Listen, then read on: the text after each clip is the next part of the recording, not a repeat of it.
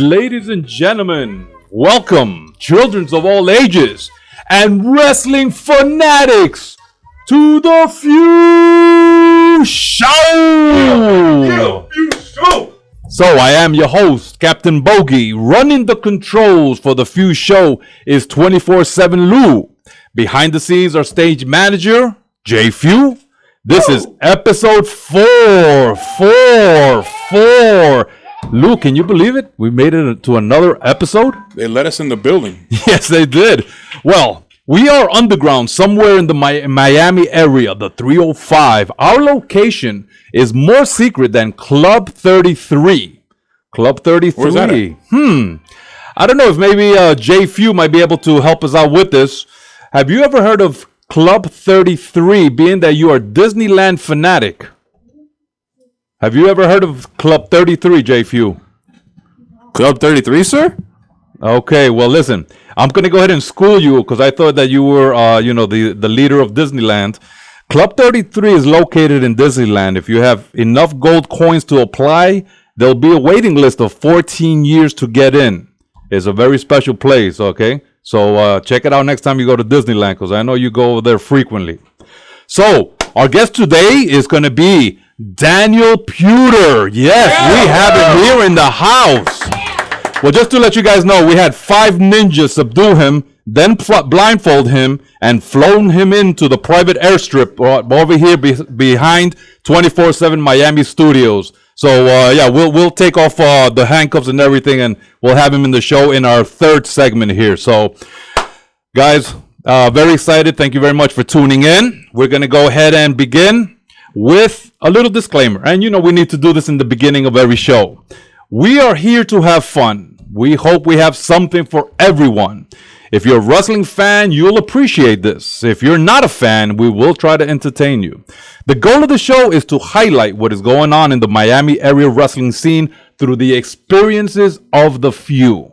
We do not claim to be experts in Miami wrestling, but what we do claim is to be passionate about Miami wrestling. The F.E.W.'s resume of promotions that we have attended include Pro, X Wrestling, CCW, Ronin, D1PW, ICW, WXW, Brain Busters, and we've just added one more to our resume of promotions. F.E.W. Wrestling, yes. Yeah. Fighting Evolution Wrestling, and that one is run by JB Cool. You got your shout out, brother. We will try to inform you here on all the results of wrestling that we can. The bottom line is we are here to have fun. Disclaimer done. So we're gonna go ahead and start this off. We're gonna need our special guest. We're gonna go ahead and do a little bit of time traveling, guys.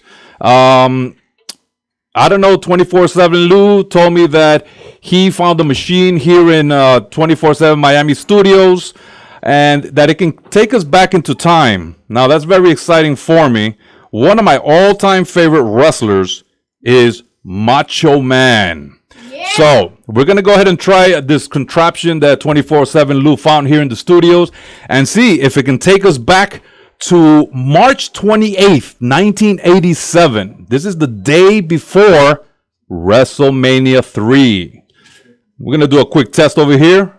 Let's see if this is working. Yeah. So, if you guys remember WrestleMania 3, the Macho Man faced Ricky the Dragon Steamboat in what's known as one of the best matches of all time. So, we're going to go ahead and start this little contraption. 24/7 Lou, you ready at the controls? Yes. All right. Let's see how this thing works, brother. Here we go. Let me put in the date. Okay. The camera's not even shaking? Shake it. Yeah. Somebody shake the camera. Oh, okay. Was that sound? I think we're here. What's going on, man? Hello, Macho Man. How you doing? This is Bogy from the F.E.W. Show. And are you there on the line? Ooh, yeah, the Macho Man and the Macho Man is It works. live and on the air. Ooh, yeah, dig it. Can you believe that? The Macho Man. Sir, how are you today? You are, let me give you a proper intro for the Macho Man. He is billed at 6'2", 237 pounds. He has nicknames like Randy Poffo, Randy Savage, The Spider, The Big Gino, Mr. Madness, The Macho King, Executioner, Destroyer. Macho Man Randy Savage, welcome, sir. How are you today? I'm psyched. Well, I'm psyched for WrestleMania because Ricky the Dragon Steamboat doesn't have no idea what's coming to him. Ooh, yes. Well, dig it. I dig it, sir. We're just 24 hours away from WrestleMania 3. How are you feeling at this time? I'm pumped. I can't get enough of it. Well, listen, you know this is the largest event in history of WrestleMania 3. They're planning to break records. I'm hearing over 90,000 fans in there. So curious to know, what is your strategy to defeat Ricky Steamboat? I'm going to concentrate on Ricky the Dragon Steamboat because nothing's going to go wrong. Not at the Silverdome in all my glory. Yeah. The Intercontinental Heavyweight Champion will shine. Ooh, yeah. Big spectacle all over the world. It's going to be huge. Yeah. George the Animal Steel on the outside will be no problem at all. You're talking to the champion. And that makes a big difference. I believe you. Yeah. I believe you. Okay. 90,000 people filing up to see the Macho Man at the Silverdome. Break records. Okay. They're going to be witnesses. It's going to be big. I mean, real big. I'm going to get the 1, 2, 3 on Ricky the Dragon Steamboat and possibly hurt him. Oh, so you're going to give him the madness. Ooh, yeah. So how is Miss Elizabeth? She's a very pretty lady. What do you care? This is about me, the Macho Man. Of course. Yes, it is. Well, I apologize, sir. What kind of role do you think Miss Elizabeth and George the Animal Steel will play in your match against Ricky Steamboat? The animal on the outside's no factor at all. You make one move and I'll drop you like a light. Oh. And I'll get back in the ring and pin the dragon with the 1, 2, 3. The animal on the dragon's like the blind leading the blind. Ooh, yeah. Wow. Well, how would you feel if you and Ricky Steamboat put on the match of the night, or even one of the best matches of all time? Understand, I got things in proper perspective now. Yeah, you're looking at the future of professional wrestling right now. You're looking at the next world heavyweight champion. Hulk Hogan, I'm coming for you, brother. Oh. Ricky the Dragon Steamboat's just a speed bump along the way. Wow.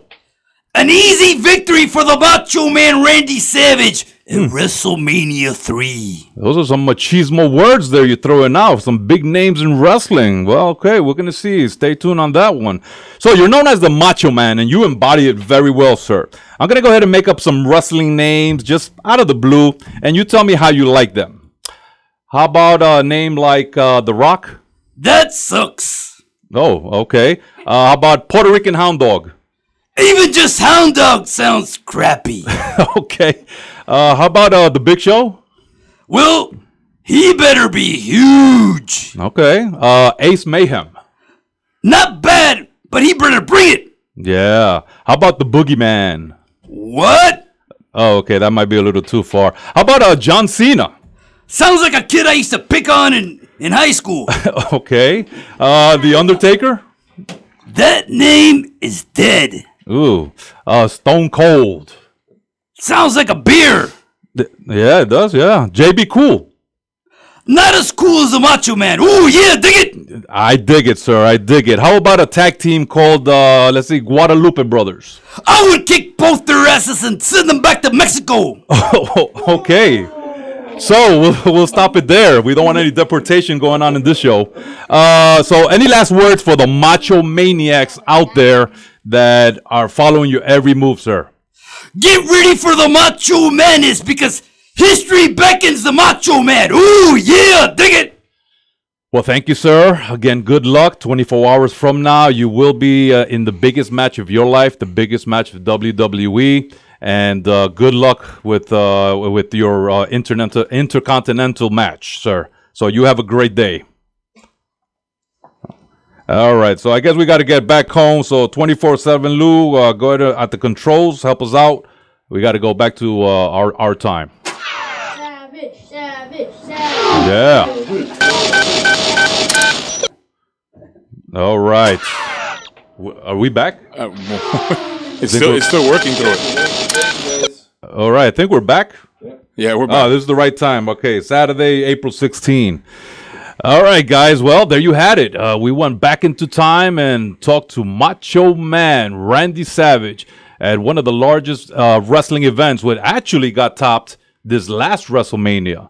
So, of course, we know the result of that one. Unfortunately, Ricky Steamboat held on to the title, but the Macho Man has had an awesome, awesome career. So I hope you guys really enjoyed this part.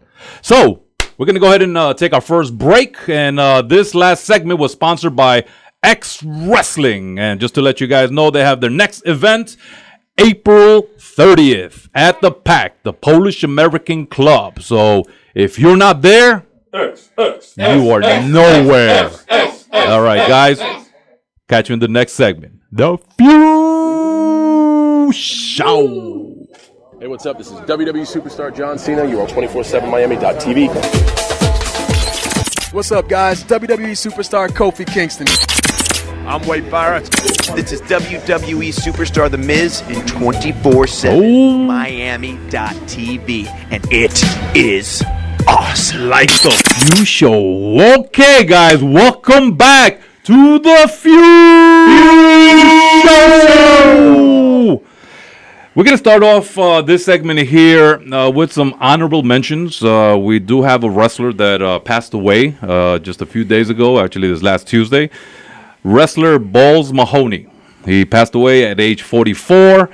He was an ECW original, ECW superstar, ECW hardcore legend. He debuted back in 1987, so he's wrestled about 29 years. He was billed at 6'2", 250 pounds. Finishing moves that he used were the camel clutch, one that he called the ball breaker. It was kind of a sit-out spine buster.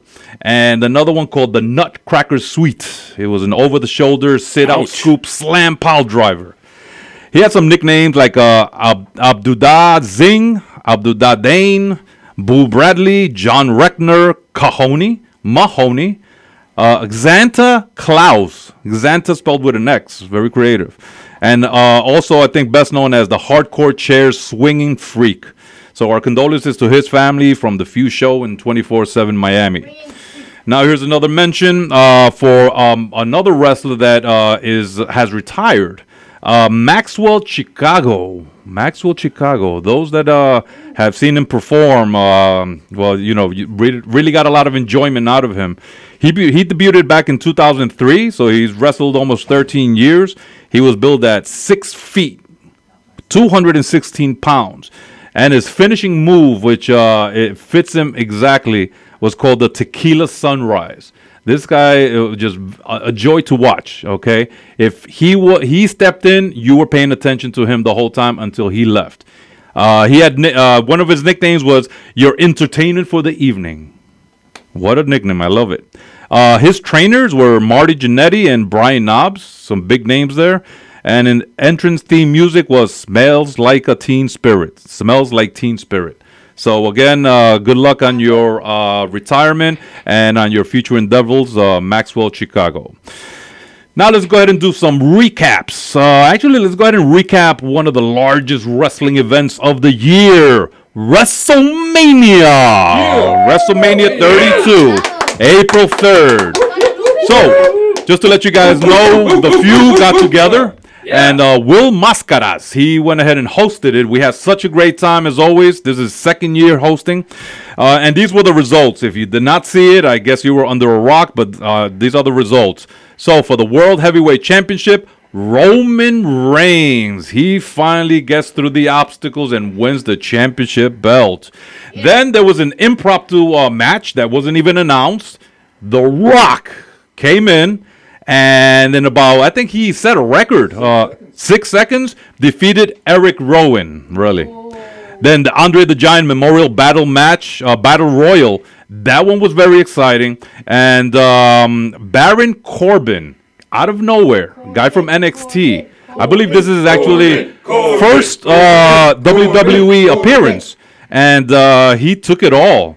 So Corbin This should be your year, man. Take advantage of it. Hell in a Cell match. Ridiculous. The Undertaker defeated Shane McMahon. Just want to get a few words from JFEW and RAFEW. What do you think of that match there? Undertaker versus Shane McMahon. Well, you know, I'm sorry. No, yeah, actually, you're thinking about the Macho Man. Well, that match was incredible. These guys, you know, they just took it all the way. What about everything Shane McMahon did? Much props to Shane McMahon for taking that dive. Yeah. Being that he's the son of the owner, he doesn't have to do those stunts, but he for the love of the sport, you know, he's got a lot of love. Yeah, that's going to be a highlight. That's going to be a highlight for years. Historical. Then the WWE's Women's Championship, that was a triple threat match. And in that one, you had Charlotte defeating Sasha Banks and Becky Lynch. And the Women's Division Championship, they are really going at it. Okay, I mean, here they actually had 2 women's championship matches in WrestleMania. That's huge, huge. There was a no-holds-barred fight with Brock Lesnar versus Dean Ambrose. And in that one, Brock Lesnar won. But Dean Ambrose, he did his thing. Wild man, crazy. Then the League of Nations defeated the New Day. Chris Jericho defeated AJ Styles. And in the Intercontinental Championship ladder match, the winner, out of nowhere, only WrestleMania can do things like this and twist it around and surprise you. It was Zack Ryder. Well, we had a little contest within our little group. Everybody was picking their winners. No one picked Zack Ryder. So, from there, it was an incredible WrestleMania. Now we're going to go into our next one. So, this was in Ronin Pro Wrestling. They had their last event, I believe it was March 12th, I believe it was. In that one, the Maxwell Chicago actually fought in that one. He defeated Ricky Stark in pinfall. The Heavy Hearts, Murdoch and Barrington, defeated Earl Cooter and Gabriel Black. In a singles competition, Teddy Stigma pinned Kiko Harris. Martin Stone picked up a win on newcomer Jason Cade. Jim Sherbert came out of the ring with Trevor Reed and Mike Moreau discussing their frustrations for their losses in January. In the main man, Malkin interrupted. Malkin is one of those beastly guys. Very enjoyable to watch also. So that was interesting. In the women's competition, Evil Sue and Angel Rose, one of our local favorites. Angel Rose went to a double disqualification. And then in the last match, it was Chris Hero pinning Aaron Slow in the main event. Triple threat match with Hero, Salo, and Alex Chamberlain. All right, we're going to jump into Few Wrestling. Yeah. This is a new promotion. Well, they've been out before a long time ago, but this is the reboot. So Few Wrestling came out with their event called Spring Breakdown. This organization is run by JB Cool. So that was on March 24th at Davy Pal. And we don't have all the results here, but let's drop some huge names as to who was there. So we had JB Cool, Teddy Long. Hey, guys, what do you think about Teddy Long? Wasn't it really cool to have him on there?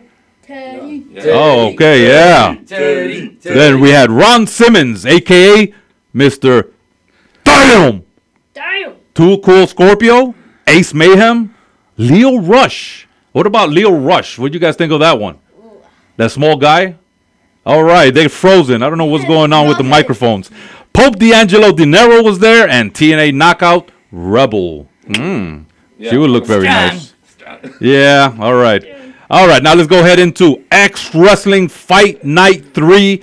That was on March 27th at the Polish American Club. So we got the Richard Tingle report. Thank you again, Mr. Tingle, for your report. And maybe we might have you come in the next show live so you can go ahead and give the results yourself. So on this one in the pre-show, La Rosa Negra was withdrawn from the three-way match per ex-wrestling owner Josue Melendez. He was very worried about her because she was not medically cleared and the match was changed into a no DQ with the request of Su Yung.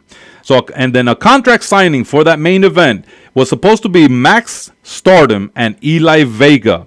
But Stardom had signed the contract and unfortunately Eli Vega did not appear. I wonder what happened. All of a sudden, the lights in the pack went down. Out of nowhere came Abomination. huge, scary-looking guy. Well, let me tell you, he went ahead and signed the contract in Eli Vega's place, and that match is what happened at the end. So here's some results. Julian Culebra versus Cuban Tude. The winner from this one was Julian Culebra with a disqualification. It was quite a feud between these two. Cuban Tude has shown disrespect to Julian Culebra over and over, and in their second meeting, the action started before Cuban Tude even made it to the ring, as Culebra dived onto Cuban Tude as he was making his entrance into the ring. In the next match, it was Aesthetic Animal, huge guy, chiseled, ripped, versus Alec Todd. Now I'm pretty sure he disappointed the ladies, because in the last X Wrestling he started doing some posing and the ladies were like, ah, but in this one he just went straight into business. So in this one, the winner of the match was by pinfall, Aesthetic Animal. The impressive and well-chiseled Animal made a return appearance against the debuting Alex Todd. Both wrestlers showed their knowledge of the basics in the opening of the match, with neither getting the advantage, and Animal started applying power game and shorted the blocks, and that was an entertaining match itself. In the third one, you had Zach Monster and Gabriel Black versus Sither and Lena. Sither, come on, guy. You got to be more of a gentleman. Anyway, but the winner of this match by pinfall was Zach Monster and Gabriel Black. The debuting Zach Monster and Gabriel Black quickly captured the crowd's attention. And actually, that guy, Zach Monster, huge guy. He was already all bloodied. This was before the match. That's crazy look. So Monster started the match with Sither, who used a lot of delay in stalling tactics in the opening of the match. And actually, Sither, I think that's probably one of his best wrestling moves, is just running around the ring. All right, let's go to our fourth match. Johan Ramses versus El Rey Mano. Winner of the match by pinfall was Johan Ramses, and he's already been in X Wrestling a few Bruno times. Mars lookalike we were talking about. Yes. Actually, he is a Bruno Mars lookalike, which he really detests. So the crowd was just giving it to him, and he was going crazy. So Johan Ramses made his return appearance against the debuting El Rey Mano. Rey Mano had a great display of agility, quickness, and speed, so that was a quick match that was very good to enjoy. The fifth one was TTG and Stefano Guadalupe. Well, this one here, the winner of the match was declared a draw. So this is their second encounter so far, and we're really looking forward to it because they have some sort of chemistry. It's just amazing. They really put on a great match. So in a return match from Fight Night 2, these two athletes had an amazing match. They had another amazing match here in 3. Opening moments of the match was full of counters and reversals. They just know each other a little too well. All right, the next one is Angel Rose versus Su Yung for the Ladies Pain Championship. This was a no disqualification. So winner by match pinfall, well, in the new Ladies Pain Division champion, our own Angel Rose. Well, let me tell you the highlight of this match here. Yes, the crowd is going wild. Listen, part of the match, they had it back in the bar. They set up chairs on top of a table and started a smack session. Oh, my God. And the last one, Lockjaw versus Insane Drax. Winner by match pinfall was Lockjaw. Determined Lockjaw attacked Insane Drax as he made his entrance. And there were some people here that just were not around because usually they always spell trouble. So that was La Máscara Negra and Puerto Rican Hound Dog. I know if they would have been there, it would have been a different result. So thank goodness that they were not there. And let's see. And then the last one was Max Stardom versus Abomination. So this one, winner by the match pinfall, New Florida champion, Max Stardom. So Abomination, huge guy, power, everything was his thing. He has this mask. He just looks crazy. So from there, the match was going back and forth. At the end, the Abomination was trying to take advantage of Max, but out of nowhere, Max Stardom's biker crew came in and took care of Abomination. So that was very exciting. We're looking forward again to Fight Night 4. So we're going to go ahead and finish. I want to mention one thing too. Oh, please. 24/7 Miami Yes! Radio is doing play-by-play. We're doing a broadcast from there. That was with the host of Cannon Fire, Adrian Mike Quez. Of course, you popped in, Bogy, Captain Bogy. We had Rhino also from the Few pop up in there and call a few matches. And of course, I was in there too. We were calling a few matches. We had interviews. We have a link to that on our 24/7 Miami page, where you can listen to the pre-show and the actual matches of play-by-play that we were doing there. And we will be there again on April 30th for Fight Night. Right. Well, listen, that was the world premiere broadcasting of 24/7 Miami Radio, hosted by 24/7 Lou. And those few moments that I was with you guys, I was very excited. It was fun. And had a good time. So looking forward to the next one. All right, ladies and gentlemen, we're going to go ahead and close up this segment here. Stay tuned for these messages, and we're ready for the Few Show. What it do? It's your boy Big Snoop. Nice. This is Kevin Conroy, the voice of Batman, and you're on 24/7 Miami. Batman. I'm Batman.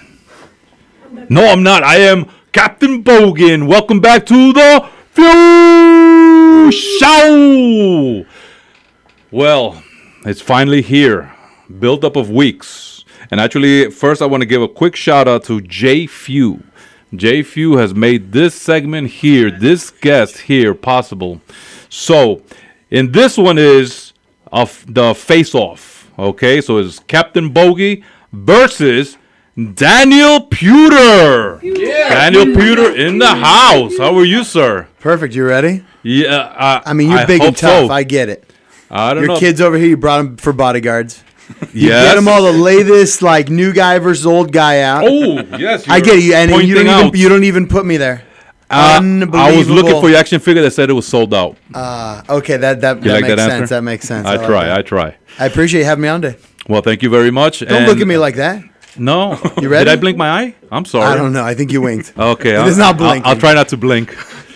I just want to say that our little boys, GIOMASTER and Daniel Lubieta, put together this ring here and these matches. What do you think about these wrestlers here? Can you ever imagine what these matches... Look at the outcome of this one here. Bray Wyatt against Mankind. Ridiculous. Mankind is so amazing. Yes, he is so cool. Yes, he is. You want to call him right now? Let's call him. You serious? Well, I have his phone number. But no, I'm not. I'm on the show right now. Yes, you are. Yes. Mankind, sorry. We don't have time for you. Oh, wow, this guy. Okay, so let's start this off. This is going to be the F5 questions. I am Captain Bogy at 6 feet tall, weighing in at just enough. Hailing from New York City, Miami, wrestling promotion, The Few Show. My finishing move is the F5Q. F5Q. So, the weight? Yes. Next question. And I am here with Daniel Puder. Let me give you a little bit about his resume. Undefeated MMA fighter, 8-0, 2004, Tough Enough winner, WWE 2004, Ring of Honor 2007, New Japan Pro Wrestling 2010. What he has done, just to let you a little more about him, he's a pro athlete, a coach, consultant, mentor, author, professional speaker, personal trainer, founder of My Life, My Power. Woo! I can't say anymore, man. Come on, man. You've done so much. That's amazing. Well, listen, we're going to go ahead and start off this barrage of questions. This is the Few Fast 5 Fanatic Face-Off. Are you ready, Daniel Puder? I'm always ready. All right. Was that a wink? Okay, first question. What motivated you to apply to Tough Enough and become a wrestler? Dave Meltzer. Okay. From Wrestling Observer Newsletter. He's one of my mentors, one of my best friends. And we were sitting there one day, and his wife's like, oh, my gosh, you have to apply for this. Nice. I'm like, let's do it. And I was going to college at the time, and I didn't even think. I was going to college. Like, why drop out of college, right? Exactly. So I did it. And then I dropped out of college. Oh, wow. My senior year of college, actually. Okay, well, it was kind of worth it. Okay. So it was great. I was already a professional MMA fighter, 1-0, and I had 20 amateur fights at the time. And I said, you know what? If I can make the show, I'm rock and rolling, it builds my name value. Huge. Why am I going to college anyway? Because I'm going there to be able to get a job someday and be able to learn what I need to. This is on air. Around the country learning for the next 8 weeks. So let's do it. Nice. And I went into it knowing I was going to win. Why would I lose? I did see that confidence level, throughout all the episodes. Your confidence level was up, and you were jacked, and you were energetic. Of course I was. And you're scaring me right now. Next question. What were the differences in performing for WWE, Ring of Honor, New Japan Pro Wrestling? I'm pretty sure the environment, the wrestlers. So how was it performing for those three different promotions? It was amazing. In New Japan, I got to spend some time with a lot of Japanese guys, as you could imagine. Mm-hmm. The travel is a lot different. So when you go over there, you ride in a bus, you're all together. WWE, you're not. And ROH, you're on your own. You're with one or two guys. You're by yourself. So depending on the week, how you stay is they book everything for you, which is great. Nice. So it's a little bit different. You're not flying around the country like you are in WWE. Okay. I enjoyed WWE. The food was amazing backstage. The trainers, the mentors, my coaches. And then with ROH, I had one show with them. It was awesome. I really liked the wrestlers. Nice. The crowd was really on fire. I was going to ask about that. The fans, compare them from WWE to Ring of Honor to New Japan Wrestling Fanatics. What differences are there? In Japan, they're very silent until you do something big. Really? Yeah, they're very... Isn't that a little misleading? Because you might think you're not doing well enough if you hear silence. And then you drop somebody and they're like, ooh. Okay. Like it's that discipline or that... Like a respect. It's that respect, yeah. Okay. So I really love it. With ROH, they're on fire. I mean, WWE's too. WWE's more of the big branded, so everybody just loves going. Sure. But I believe that ROH is just... They're the upcoming company, they're really rocking. So okay, awesome. What was your highlight of your wrestling career? So with everything you did with all these different promotions, what do you feel was kind of the pinnacle what you hit during that time? I really loved Tough Enough. Having Al Snow as my coach, he's the best. Not only a great performer, but he was the best coach I've ever had in pro wrestling. Hey. Yes. Hey. The crowd going wild. Yeah, that was his signature item that he always carried around. Yeah. And now it's something cool because I saw an episode. It was like an hour episode with the whole what do you call it? The whole Tough Enough. At one point, everyone was singing "Happy Birthday" to Al Snow. That wasn't just at one point. That was at 20 points. Okay. So what was that about? We created. I don't know if it was me. I did a lot of that craziness, but the idea was everywhere we were, on airplanes, at dinners, wherever it was, we always sang him "Happy Birthday." Awesome. Just to mess with him. I mean, it was just. I mean, he probably gained 20 years in 8 weeks. So it was pretty amazing. So you guys were in a restaurant. You would tell the servers, "Hey, it's his birthday." Yeah. They would come everywhere. with a cake. Everywhere. I love it. Really funny. And that's good. So you guys kind of bonded within that group? Yeah, we bonded. It was interesting because we knew people were going to get eliminated every week. And it was a competition. It was a competition. And, Al was... I think Al understood who I was versus a lot of the other guys were going out there partying. They were doing some craziness. And I would really focus. I would do my promos every day for a couple hours. I'd do more lifting. I'd do my stretching. I'd go out of the way to really focus on what was needed. Okay. So first one in, last one out, one of those kind of regimens that you had? Yeah, well, it's just staying at home and not going out and partying all the time. It saves your body, right? Sure. You get in trouble, it saves your body. So I think that I didn't drink for the whole time I was with WWE, and I hardly ever drink anyway. But it's very interesting to be able to see how you can really perform to the next level, and then how do you stand to your morals and values. Al said once, it's better to be respected than liked and not respected.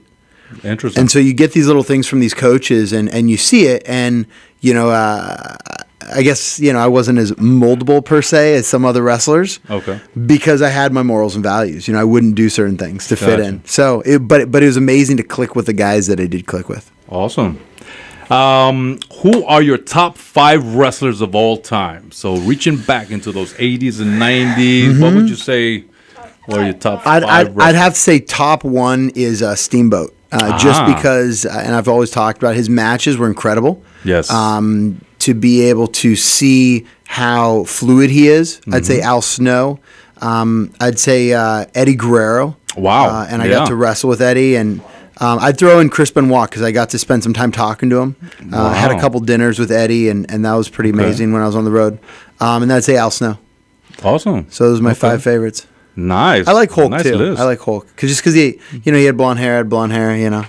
I don't have blonde hair anymore. Right? Love Hulk Hogan. That's who I grew up on, and I'll never give up on him. All right, last question here. We got about a minute left. If there is one wrestler from the past or the present that you could have a dream match with, who would it be and why? You know, I would love to go one-on-one with Vince McMahon. Wow. You went straight to the top. Wow. I'm undefeated. And why? He owns the company. I'm undefeated. Uh-huh. He thinks he's a badass. But I am a badass. I'm a proven badass. Okay. Well, he's done his thing. He has these big pockets. Big pockets don't matter. You can't leave the earth with it. Oh, that's true. Yeah, that's right. So at the end of the day, so what? He's going to go down in legacy not ever wrestling me. Okay. It's fine. Wow, that would be a huge... I would pay to see that. Open challenge? Yeah, I think that is an open challenge. That's called an open challenge. But I don't think... Well, I know that... Let's rephrase this a little bit. I don't think he could handle me. Well, he is at a certain age. I'm not saying he's old. And you look the way you look. But I'm not saying he's old. Yeah. He's just not as tough as I am. Okay. Like, I won his $1 Million Tough Enough. Hands down, 7 out of 8 weeks of those matches, those events, whatever we did. I took his Olympic gold medalist, and I took his little arm and almost snapped it. Yeah. And his referee had to save his ass from me breaking it off. So we saw that. Yeah. It doesn't really matter if he would step up to the plate, because people would know that he's going to get his ass smashed. You heard it here on the Few Show. Now, let me ask, one of those events that you won, you looked very amazing in a white tuxedo. Mm-hmm. How was it kissing Mae Young? It was amazing. Yeah? Yeah. Because she looked like she was into it. How about you? She was. What's great is camera angles are amazing, right? Uh-huh. Go back and watch the camera angles. Yeah. I was the only one that didn't do craziness. And actually, you got to look at it. Okay. We're going to go ahead and rewind and pause a few times to see the different angles. Everybody else threw her on the ground, did craziness stuff. What's up with that? Yeah. That's why I won. I know. I didn't even have to kiss her, and I won. Look at that. That's how good I am. And I believe you. Don't need to prove it to me. All right. Here we are, guys. We're going to go ahead and finish off this segment. So we're going to be going into our last segment, segment 4, continuing here with Daniel Puder. And we're going to go ahead and go on the other side of what he's done after wrestling, which has been very interesting to see about. So, guys, stay tuned to The Few Show. Don't turn that dial. Yeah. Welcome back to The Few Show. So we're continuing here, our last segment of the day with none other than Daniel Puder. And Daniel Puder, thank you so much again for taking out your time. I know you have a busy schedule and being with us here on our show here. Hey, so, I'm stoked. Check this out right here. Old versus new, and you don't even put me in it. Like I said, they sold out. All right, don't hurt me. All right, so in 2010, he founded mylifemypower, an anti-bullying and youth development program. And he's been seen on WWE, Tough Enough, NBC, Fox Sports, TMZ, ABC, Showtime, and now on The Few Show. Yeah. So if you need anything to know about him, his social media, just go straight to his webpage because everything is there, right? Yep. DanielPuder.com. And there you'll see all his Facebook and Twitter and all that good stuff. So go to www.danielpuder.com. So now let's go ahead and get into this side of your life. What is My Life, My Power? So we founded it 5.5 years ago to create solve anti-bullying, or to solve bullying in general. And so we started problem, huge challenge in our culture, our community, and a lot of it stems from other people, the bullies, having problems in their own life. Sure. So, I got on TMZ. I said, hey, I'll come to your school. Here's my email address. And within 8 weeks, we got over 10,000 emails from 12 countries. Wow. So 12 countries. Yeah, 12 countries. And that was interesting, right? Yeah. So over the last 5 years, we've now created the first evidence-based transformational mentorship course. And the idea is to create experiences with the kids. Okay. So there's organizations out there that line up mentors with mentees, but they don't train mentors experientially how to solve the problems. Okay. And how to direct kids. And so I'll give you an example. Like one of the distinctions we do, if your kid said, hey, I want to be an athlete or a pro athlete, a lot of parents, what they do is they say, what's your backup plan or what's your plan B? Yes. And right there, the kid goes, what, you don't believe in me? So what we teach is we say, what's your second career and how to use your first one to get to your second? So we want to be inviting. We want to be enrolling. We want to create value in the kid's life and inspire them to be empowered. Awesome. So we go around now, and we have a university course at Nova Southeastern. It's 3 credits, and it's rocking. We have 2 Department of Ed courses for professional development for teachers. We do professional development around the country for law enforcement, and then we have our K-12, and then we have our corporate. We launched that a few months ago. Okay. Got a few corporate trains. We've been doing it in the teaching and the law enforcement and that sector, but now we're doing private, larger corporations, and we're just rocking the ability for these people to come in and just become more effective and efficient within the workplace. Okay. Jeez, that's a mouthful right there. That's what I get to do every day. My Life, My Power. Why that name? Why what does it mean? What does it mean to you? Well, my life being that this is me, this is what I carry around 24/7, and my power, my belief in myself. I don't know. There you go. Right? I mean, it's better to empower people because that you can see how that feels. You get to take charge of your own life and make your choices. Okay. So in our life, we do get to choose what we do, and a lot of people are like, "Oh, it doesn't." They create interpretations. So we do another distinction: fact versus interpretation. So a lot of people. They want to create these interpretations to make themselves feel good, And so if something happens that's bad, and they're like, "Oh, poor me, somebody doesn't love me." It's excuses, right? Got you. So we show them how to create the fact and create an outcome based upon their vision and their purpose. Wow. What has been the highlight so far of My Life, My Power? What's been the pinnacle that you've hit so far? So at this point, we have a few projects that we're doing around the country. And I just got to speak for the FBI at their headquarters in Quantico. Wow. That was amazing. 250 police chiefs for the FBI National Academy and FBI agents. That was rocking. Yeah. We've gotten to partner with HIDA, which is the High Intensity Drug Trafficking Department out of the White House. We've got some fun. We got some funding from them. It's awesome. I'm going to a juvenile hall today. This is like one of the most amazing things. We launched with 22 kids in a juvenile hall right down here, probably about 15 minutes away. And the first one just finished our program. So Men's Warehouse gives us free suits for these kids. Good. So they go through our program, and it's transformed these kids' lives. They go from being super high energy, off track, to being honed in and understanding how they get from where they're at when they get out of juvie to where they want to go. Wow. So they get out with a resume, they get out with how to set goals, their vision, their purpose, their mission, how to be a leader, how to find mentors. Okay. So we give them all these questions. They answer it within their class and then or by themselves or with their teachers, and it transforms their life. Wow. So I get to go give a couple suits away to this kid. It's going to be rocking. Awesome.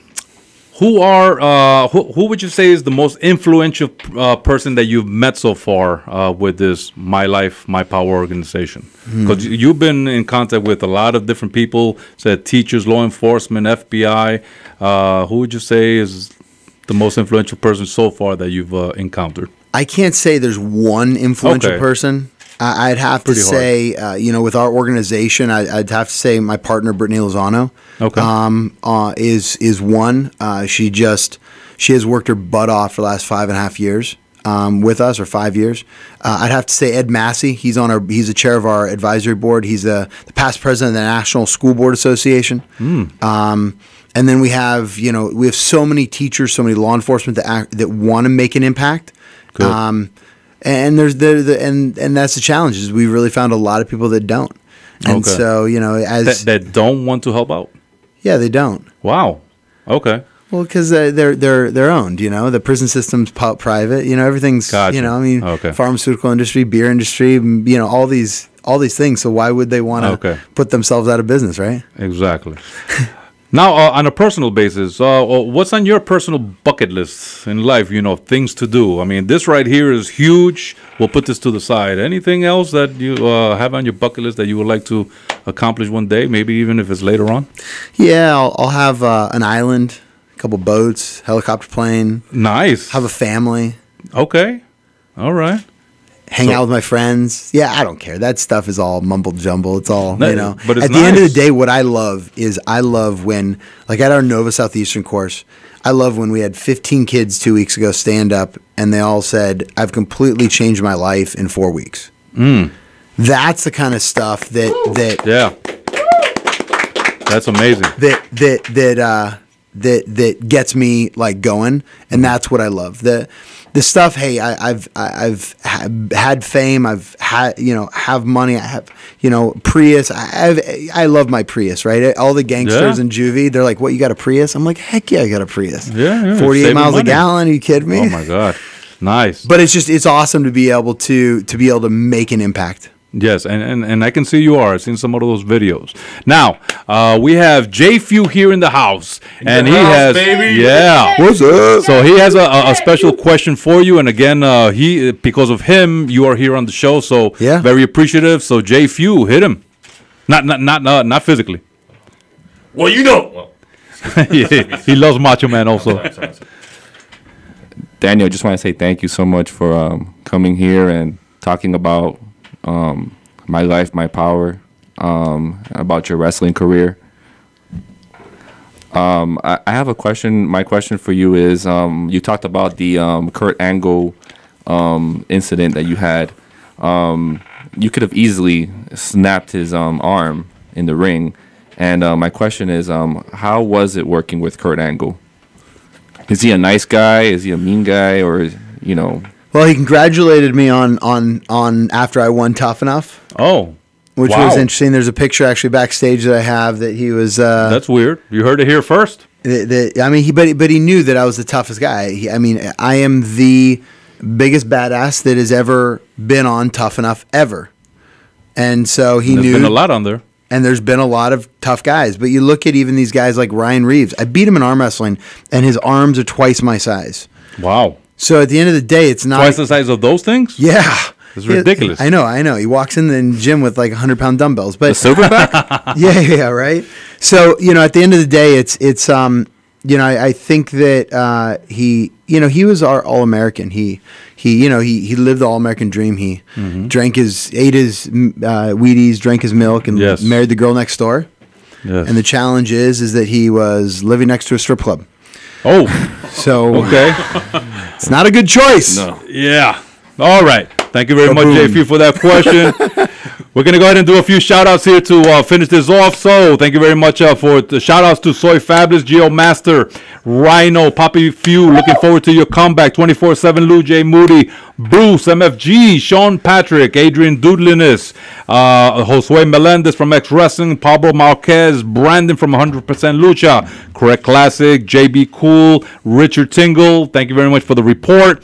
And any last words, Daniel Puder, for everybody out there on My Life, My Power, anything that you would like to say to finish this off? If anybody ever wants to become a mentor, schools, after schools, go to mylifemypower.org, shoot us an email, and we're looking to change the world. Do you want something better for your life and for others? Let's do it together. You heard it here. This is Captain Bogy saying, later from the Few Show! And we're out. I love this song, by the way.